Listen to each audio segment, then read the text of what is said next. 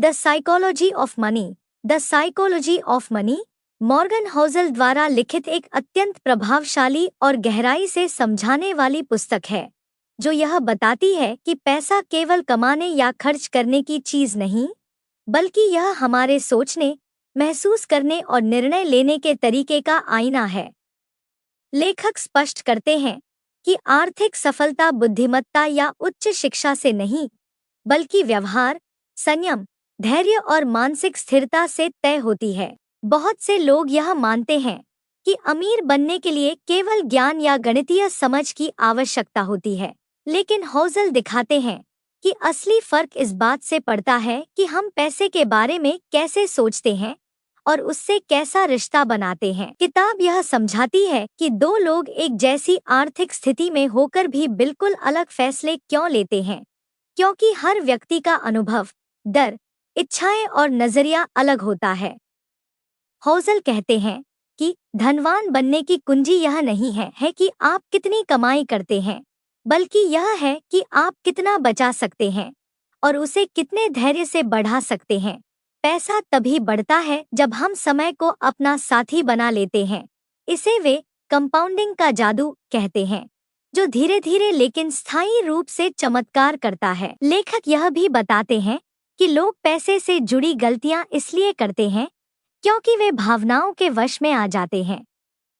डर, लालच, ईर्ष्या और दूसरों से तुलना करने की आदत उन्हें अस्थिर बना देती है। बहुत से लोग अमीर दिखने की कोशिश में असली अमीरी खो देते हैं, क्योंकि वे यह भूल जाते हैं कि अमीर दिखना और अमीर होना दो अलग बातें हैं। असली संपन्नता शांति, सुरक्षा और स्वतंत्रता में है, जब आप अपना समय, निर्णय और जीवन अपनी मर्जी से जी सकते हैं, वही सच्ची अमीरी है। किताब का एक और महत्वपूर्ण विचार है भाग्य और जोखिम, लक रिस्क। होज़ल बताते हैं कि जीवन में सफलता और असफलता केवल मेहनत या बुद्धिमत्ता से नहीं आती, कई बार परिस्थितियां और भाग्य भी बड़ा रोल निभाते हैं। इसलिए किसी की सफलता का अंधानुकरण नहीं करना चाहिए और न ही अपनी असफलता पर निराश होना चाहिए, क्योंकि हर किसी की यात्रा और समय अलग होता है। लेखक यह भी कहते हैं कि बचत, सेविंग, केवल आर्थिक रणनीति नहीं, बल्कि मानसिक आदत है। चाहे आपकी आमदनी कितनी भी हो, यदि आप खर्च से अधिक बचा सकते हैं, तो आप आर्थिक रूप से स्वतंत्र हैं।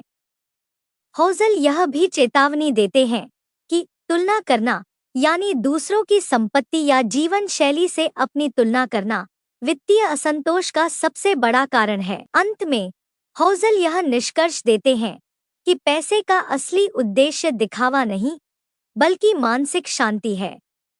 असली अमीर वह नहीं जिसके पास लाखों रुपए हैं, बल्कि वह है जो बिना तनाव अपनी शर्तों पर जीवन जीता है।